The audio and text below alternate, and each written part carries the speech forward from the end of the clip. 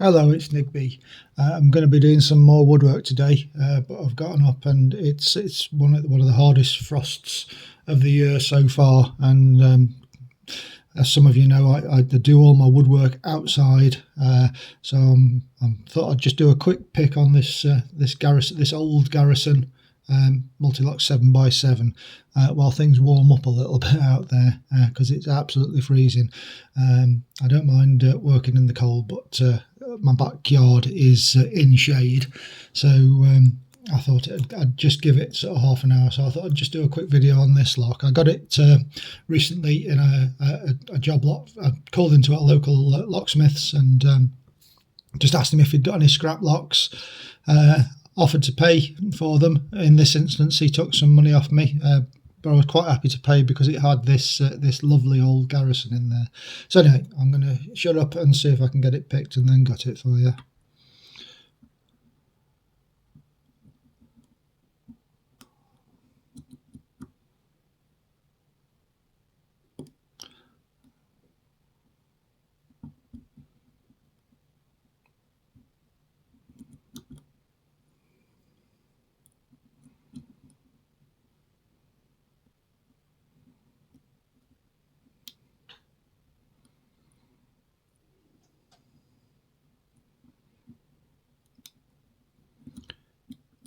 Being an old worn lock, and as such it doesn't give a lot of feedback to start with. Very, very subtle.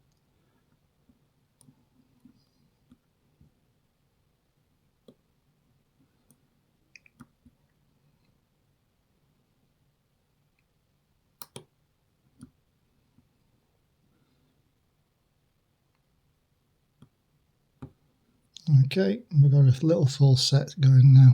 So from there things start to improve, things start to bind up a little bit harder.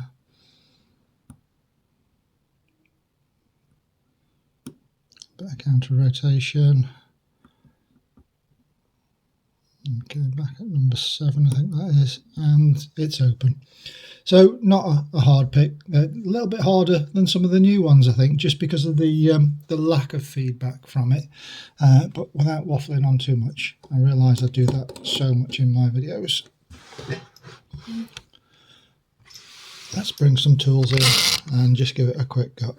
Didn't come with a key, as I say, I don't mind that at all because I've not got one of these old round Garrisons, so I was, as I say, really happy to pay for it. I mean, it wasn't as if he was asking an awful lot of money for it, and I got about 20 locks in the end for a tenner, some of which are really nice, some of which are a bit rubbish, but that's the luck of the draw. And the guy was one of the few that's actually interested in lock sport. He sort of had a chat to me about the YouTube videos and all that sort of thing, and the inevitable lockpicking lawyer came up, and he was sort of quite in awe of the lockpicking community in general. He, as a working locksmith, this is part of the reason why this lock is so subdued. The feedback, the pins are very slow to move, a little bit greasy. Can't get that out of there. But yeah, sometimes you go into locksmiths and they just, as lock pickers, as hobby pickers, they really don't like us. Anytime I go anywhere around the various towns and whatever, I've had absolute, just show you the core, nothing unusual in that. Somebody's had it apart before, the anti-drill ball bearings missing out of that. Okay, and let's just take these pins out. And this is one of the reasons I wanted this, these lovely old pins in here. So I've got a standard in one, really shallow spool in 2, all a little bit sticky. But yeah, I've had so many mixed responses, and you know, from people that really sort of interested, to the incredulous, why on earth do you do that, to the absolute get out of my shop, you people are the scum of the earth, you criminals and all this sort of thing.